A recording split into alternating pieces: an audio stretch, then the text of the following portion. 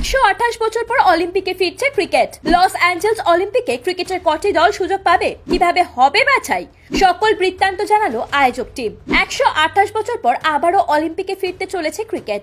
বিশ্বের অন্যতম জনপ্রিয় এই খেলাটিকে 2028 লস অ্যাঞ্জেলস অলিম্পিক গেমসে 5টি নতুন ইভেন্টের মধ্যে অন্যতম একটি ইভেন্ট হিসেবে অন্তর্ভুক্ত করা হয়েছে।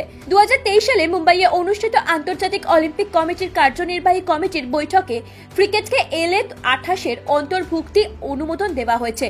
যদিও কিসের ভিত্তিতে অলিম্পিকে সুযোগ দেওয়া হবে ক্রিকেট দলগুলিকে, সেটা নিয়ে খানিকটা চিন্তায় IOC। গত বুধবার রাতে হওয়া এক বৈঠকে আন্তর্জাতিক অলিম্পিক্স কমিটি প্রাথমিকভাবে ঠিক করেছে লস অ্যাঞ্জেলস অলিম্পিকে ক্রিকেট হবে 6টি দলের, অর্থাৎ 6টি পুরুষ দল ও 6টি মহিলা দল। আর এই প্রতি দলে থাকবে 15 জন করে সদস্য, অর্থাৎ অলিম্পিকে মোট 90 জন পুরুষ ও 90 জন মহিলা ক্রিকেটার অংশ নিতে পারবেন। তবে যোগ্যতা অর্জন পর্ব এবং প্রতিযোগিতার ফরম্যাট কি হবে তা এখনো জানানো হয়নি, কিন্তু শোনা যাচ্ছে ক্রিকেটের ক্ষেত্রে যোগ্যতা অর্জন পর্বটা বেশ ঝক্কির হতে পারে। আসলে টেস্ট ও ওয়ানডের চেয়ে অনেক বেশি দেশ T20 ক্রিকেট খেলে। শতাধিক দেশ অংশ নেয় ক্রিকেটের ক্ষুদ্রতম ফরম্যাটে। তাদের মধ্যে 6টি দেশ বেছে নেওয়া খুবই কঠিন।